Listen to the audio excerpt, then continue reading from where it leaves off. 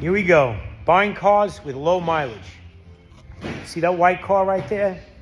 So, guy has a lot of pride that he only has like 60,000 miles on that car, right?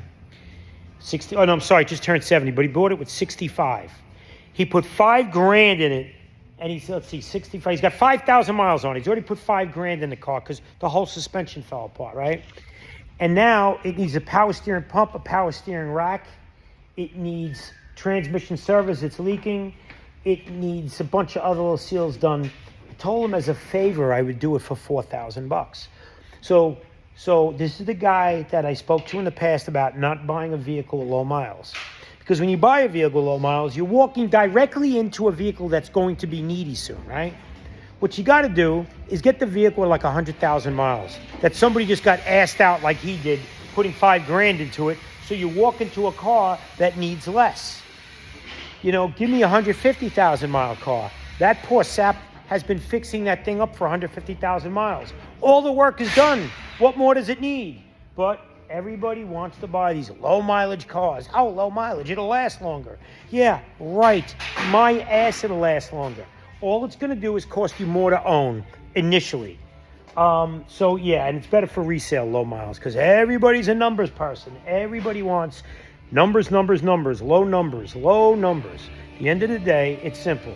Buy the highest mileage car you can find that was owned by a freak that did all of the work and maintained the hell out of it, and the newest year, of course. You always want to buy a newer year car, you know, a later model car. But I have a bunch of cars on the lot, 150,000 miles, and everything's done. And I stand behind them and warranty them because everything's done.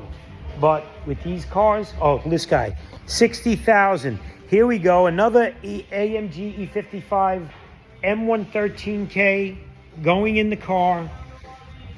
Third engine on this car with 60,000 miles because he goes to these Instagram famous idiots who, you know, put big injectors in the car, put a bigger intercooler in the car, put an icebox in the car, put a Eurocharge tune in the car, lean out the engine.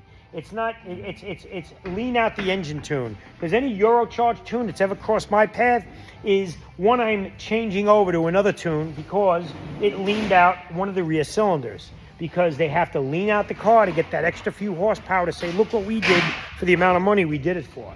So at the end of the day, stay away from those tunes on these cars or any tune you can do with your cell phone. Stay away from it. But this is a 60,000 mile car. This is the third engine. I made him a deal where I would keep his old engines for parts and I would install this 100,000 mile engine that ran mint. And I was keeping it for backup for my car, but I bought a 63 and I'm selling my car. The best E55 I ever had a Cleanman tune, right? Cams, no cams. There was no cams in the car. It had a pulley, headers, no cats, had Cleanman tune, and what else did I do to it? Something else I did to it. Pulley, tune, headers. No, that was it. That was the best. I had 190,000 miles on it. When I sold it, 190,000. The car ran like a raped ape, used 1/4 oil between oil changes. So, don't buy low mileage cars.